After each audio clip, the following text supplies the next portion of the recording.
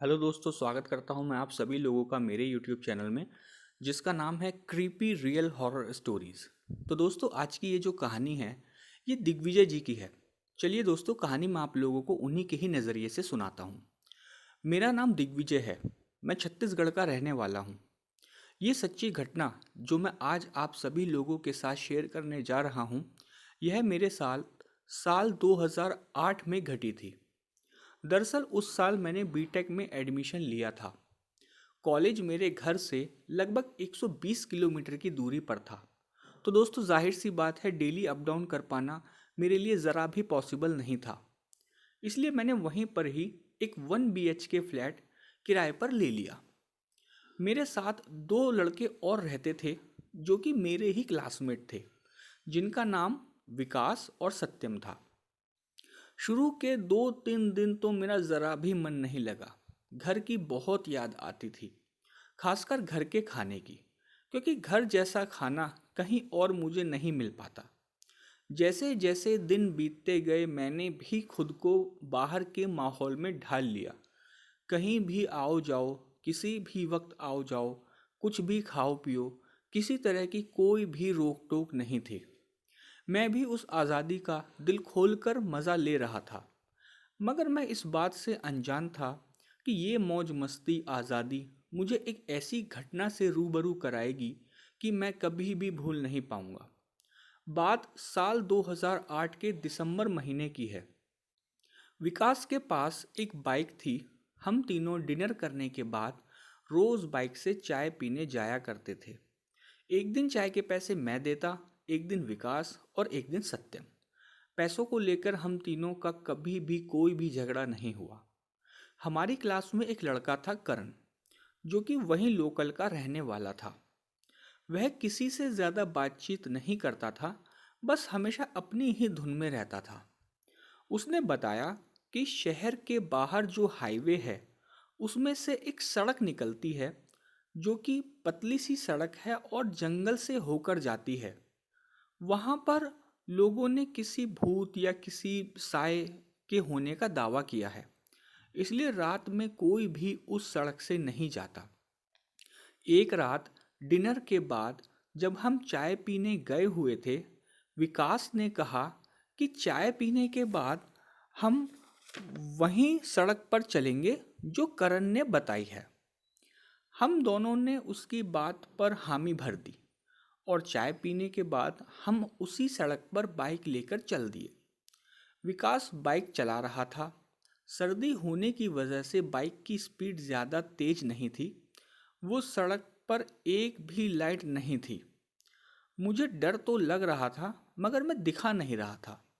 सत्यम ने कहा कि यार, जगह तो खतरनाक है, मगर भूत या चुड़ैल ऐसा कुछ भी नहीं है।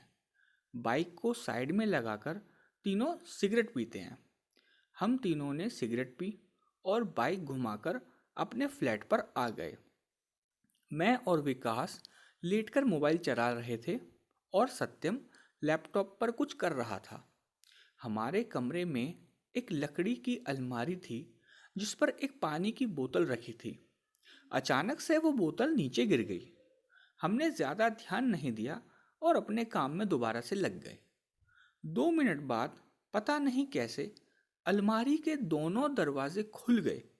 हम तीनों ने ये चीज़ साफ साफ देखी और एक दूसरे को देखने लगे, और फिर वो दोनों दरवाजे झटके से बंद हो गए।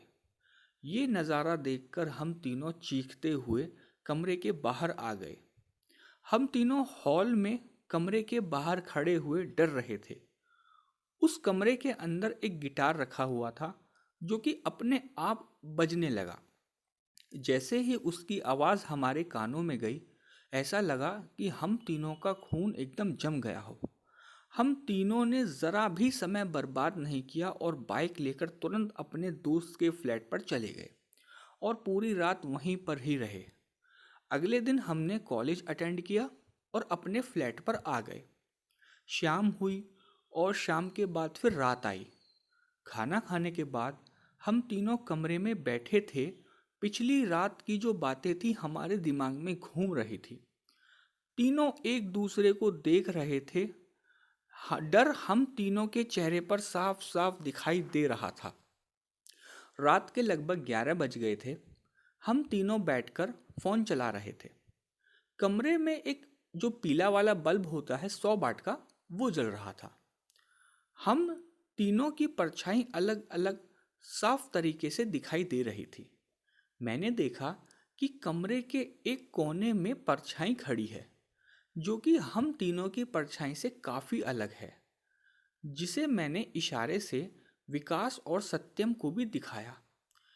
अचानक से वो परछाई दीवार से हटकर ऊपर छत पर होते हुए दरवाजे के पास आकर खड़ी हो गई और दरवाज़ा एक झटके में बंद हो गया।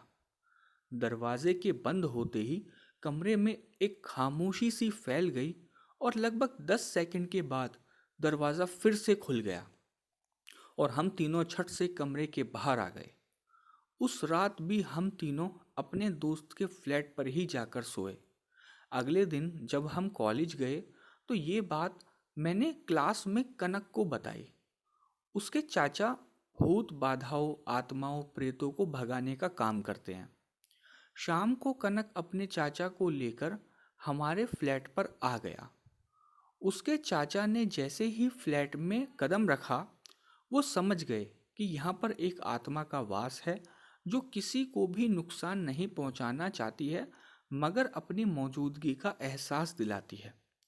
उसके चाचा ने पूजा पाठ करके फ्लैट के बाहर चौखट पर दोनों तरफ कील गाड़ दी और कुछ तंत्र मंत्र से एक धागा बांध दिया। उन्होंने हमसे कहा कि तुम लोग किसी और जगह पर शिफ्ट कर लो। हमने अगले ही दिन दूसरी जगह पर शिफ्ट कर लिया। अब मेरे बीटेक कंप्लीट हो चुकी है। मैं और मेरे दोनों दोस्त एक अच्छी कंपनी में काम कर रहे हैं। आज भी हम तीनों बहुत अच्छे दोस्त हैं और कभी जब साथ इकट्ठे होते हैं तो उस घटना को याद ज़रूर करते हैं। तो दोस्तों, ये थी कहानी दिग्विजय की। मैं उम्मीद करता हूँ आपको हमारी ये कहानी पसंद आई होगी। अगर आपको हमारे चैनल पर अपलोड की हुई सारी कहानियाँ पसंद हैं, आप हमारे चैनल को सब्सक्राइब कीजिएगा, वीडियो को लाइक कीजिएगा, कमेंट कीजिएगा एंड शेयर कीजिएगा। थैंक यू मेरे दोस्तों।